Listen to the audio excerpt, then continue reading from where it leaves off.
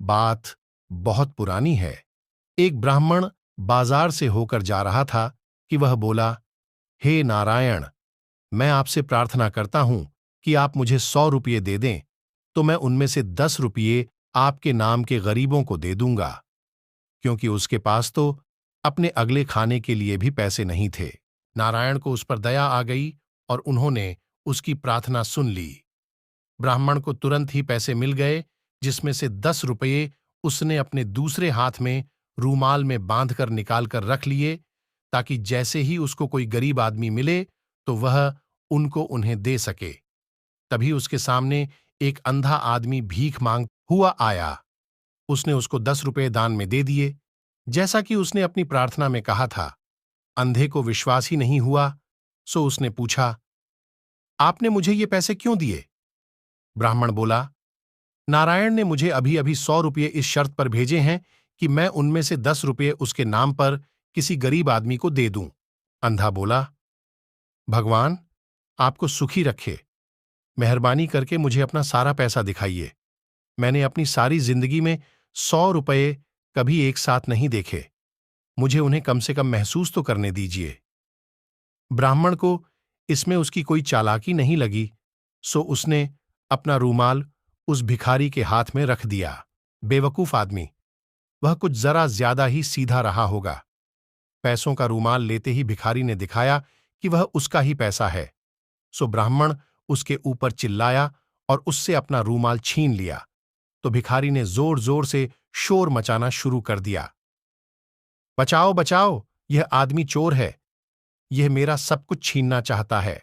ए लोगों, इसको पकड़ लो, अब इससे और लड़ने की ताकत मेरे अंदर नहीं है।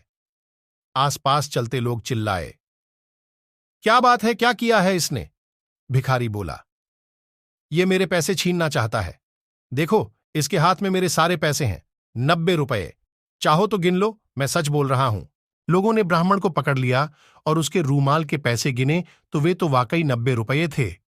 उन्होंने भिखारी का विश्वास कर लिया और उसका पैसा उसको वापस कर दिया। ब्राह्मण ने इसका बहुत विरोध किया, पर सब बेकार। लोग उसका विश्वास ही नहीं कर रहे थे। उसने उनको अपनी कहानी भी सुनाई, पर सब बेकार था। सो वह अपने घर की तरफ जितनी जल्दी हो सकता था चला गया। जब वह घर पहुंचा तो उसने यह किस्सा अपनी पत्नी को बताया, तो उसकी पत्नी ने कहा, तुम भी कितने बेवकूफ थे कि तुमने उस भिखारी को अपने पैसे दिखा दिए। तुमको अभी भी इस अंधे भिखारी की चाल समझ में नहीं आई और तुम यहां लौट कर चले आए। जाओ और जाकर उसका पीछा करो और देखो कि वह ये पैसे कहां रखता है। ब्राह्मण तुरंत ही बाजार वापस गया। वहां उसको वह अंधा भिखारी मिल गया। वह धीरे धीरे एक मस्जिद की तरफ जा रहा था। मस्जिद के अंदर पहुंचकर वह वहां एक जगह पर बैठ गया। कुछ देर बाद उसने चारों तरफ देखकर कहा, यहां तो कोई नहीं है। फिर भी यह यकीन करने के लिए कि वहां कोई नहीं था, उसने अपनी डंडी को अपने चारों तरफ मारा और फिर बोला, हां, यहां कोई नहीं है, ये जगह सुरक्षित है। यहां कोई नहीं है, ये जगह सुरक्षित है। फिर वह मस्जिद के एक कोने में गया। वहां पहुंचकर उसने फर्श से थोड़ी से मिट्टी हटाई और ब्राह्मण से लिए हुए 100 रुपये नीचे रखे एक मिट्टी के बर्तन में रख दिए, जो उसने वहां छिपा रखा था। फिर वह बोला, अल्लाह का लाख लाख शुक्र है, सुबह मेरे पास केवल 1000 रुपये ही थे, पर अब मेरे पास 1100 रुपये हैं। अल्लाह का बहुत बहुत शुक्रिया। जब ब्राह्मण ने भिखारी के ये शब्द सुने तो वह बहुत खुश हुआ। यह करके भिखारी मस्जिद के बाहर निकल आया। जैसे ही वह मस्जिद के बाहर निकला तो ब्राह्मण मस्जिद के अंदर गया। वहां से वह मिट्टी का बर्तन निकाला और उसे अपने घर ले गया। जब वह घर पहुंचा तो उसकी पत्नी ने उसकी बहुत तारीफ की और उसको फिर से उस अंधे भिखारी, जब उस अंधे आदमी को उसके पैसे वाला मिट्टी का बर्तन धरती में गिरा नहीं मिला तो वह बहुत दुखी हुआ। वह बेचारा अपना चेहरा और छाती पीट पीट कर रोने लगा। इस सब से उसने इतना शोर मचाया कि उस मस्जिद का मुल्ला उसको देखने पहुंचा कि यह कौन रो रहा है। इत्तेफाक से यह मुल्ला भी अंधा था और बहुत चालाक था। मुल्ला ने भिखारी से पूछा, यहां तुम ये क्या कर रहे हो? सबको परेशान कर रहे हो और मस्जिद की जमीन भी खराब कर रहे हो। चले जाओ यहां से, तुम हमारे और हमारी मस्जिद के ऊपर पाप चढ़ाने वाले हो। यहां से तुम तुरंत चले जाओ, वरना मैं अभी लोगों को बुला लूंगा। भिखारी बोला, जनाब, मेरे पास जो कुछ भी था, मेरा वह सब डाकू लूट कर ले गए हैं। यहां कोई चोर आया और वह मेरा सारा पैसा निकाल कर ले गया। मैं क्या करूं? मुल्ला बोला, तुम तो बहुत ही बड़ा बेवकूफ हो। ये रोना धोना बंद करो और इस घटना से अपने अच्छे भविष्य के बारे में सीखो। किसी ने कभी क्या यह भी सुना है कि कोई अपने 1100 रुपये एक मिट्टी के बर्तन में रखकर इस मस्जिद जैसी आम जगह पर रख दे, जहां सारे दिन लोग आते जाते रहते हों? अगर तुमने ऐसा ही किया होता जैसा कि मैंने किया, तो तुम्हारे साथ यह न हुआ होता। गरीब भिखारी ने पूछा, तुम कैसे करते हो? मुल्ला बोला, मेरे पास एक बहुत बड़ी खोखली डंडी है। मैं अपना सारा पैसा उसी डंडी में रखता हूं, और वह डंडी मैं हमेशा अपने पास रखता हूं। देखो, यह यहां है। कहकर उसने अपनी डंडी उसके पैर पर मारी, फिर बोला, जाओ, तुम एक और डंडी ले लो और फिर अपने पैसे के बारे में निश्चिंत हो जाओ। ये सुनकर ब्राह्मण ने अंधे मुल्ला की तरफ इस तरह से ध्यान से देखा जैसे वह उसका पैसा भी ले लेगा। सो उसने एक बड़ी डंडी ली, उसको खोखला किया और उसको मुल्ला की डंडी जैसा बना दिया। जैसे ही उसने यह कर लिया और फिर जैसे ही उसको मौका मिला, उसने मुल्ला की डंडी से अपनी डंडी बदल ली। मुल्ला जब भी प्रार्थना करता था तो अपनी डंडी जमीन में रख देता था, और क्योंकि वह अपनी प्रार्थना दिन में कई बार करता था, इसलिए ब्राह्मण को यह मौका ढूंढने में बहुत देर इंतजार नहीं करना पड़ा। ब्राह्मण की पत्नी ने जब यह सुना और बहुत सारे पैसे देखे तो वह तो बहुत खुश हुई। उसने अपने पति से कहा, अब तुम फिर जाओ और देखो कि यह मुल्ला अब क्या करता है। हो सकता है तुम्हें उसका कुछ और खजाना हाथ लग जाए। ब्राह्मण ने उसका कहना माना और वह फिर से उसी मुल्ला की तरफ चल दिया। वहां जाकर वह क्या देखता है कि उसके पास एक और मुल्ला बैठा हुआ है। इत्तेफाक से यह दूसरा मुल्ला भी अंधा था। पहला वाला मुल्ला अपने पैसे खो जाने पर दूसरे मुल्ला के सामने रो रहा था। तो दूसरे अंधे मुल्ला ने उससे कहा, तुम्हारी बेवकूफी के लिए अल्लाह का तुम पर कुफ्र परे। अब तुम मेरी बात सुनो कि मैं अपने पैसे का क्या करता हूं।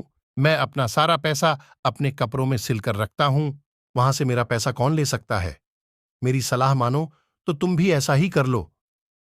जब ब्राह्मण ने दूसरे मुल्ला के ये शब्द सुने तो वह तुरंत ही वहां से भाग गया और मधुमक्खियों से भरा एक छत्ता खरीद लाया और उसको उसने एक मिट्टी के बर्तन की तली में लगा दिया।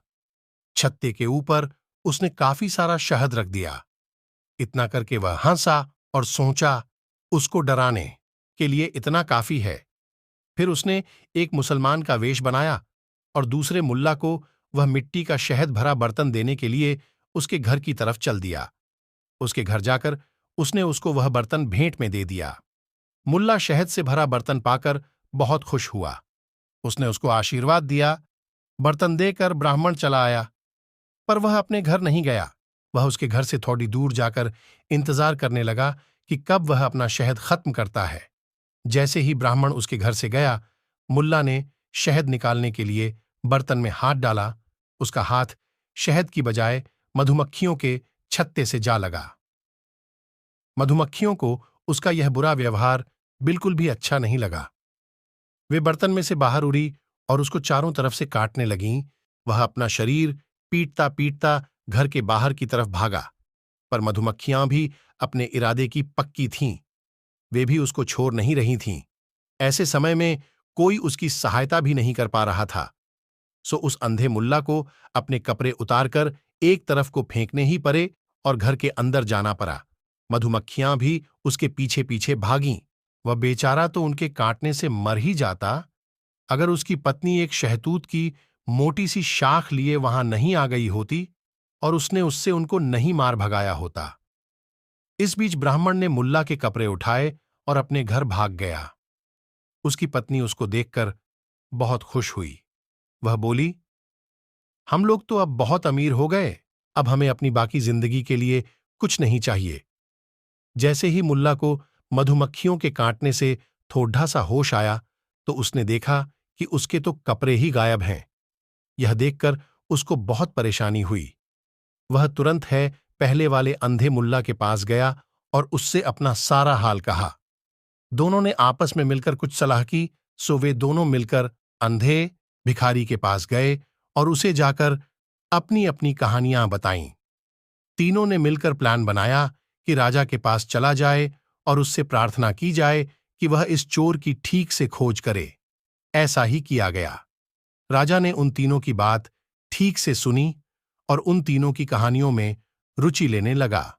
वह खुद भी यह जानने की कोशिश में लग गया कि ऐसा कौन सा आदमी था जिसने इन तीन होशियार और चतुर लोगों को धोखा दिया। उसने सारे शहर में ढिंढोरा पिटवा दिया कि जिसने भी यह सब किया है आकर स्वीकार करे तो राजा उसको माफ भी कर देगा और साथ में उसको अच्छा इनाम भी देगा। यह सुनकर ब्राह्मण राजा के पास गया और उसको सारी कहानी सुनाई। राजा बोला, शाबाश, पर यह तो बताओ कि यह सब तुमने अकेले ने किया या फिर किसी और ने भी तुमको इस बारे में सलाह दी? ब्राह्मण बोला, मेरी पत्नी ने मुझे यह सब करने के लिए मुझे उकसाया हुजूर, और मैंने यह सब किया। राजा बोला, बहुत अच्छे। उसने उसको बहुत सारी भेंटें दीं और फिर उसको वहां से भेज दिया।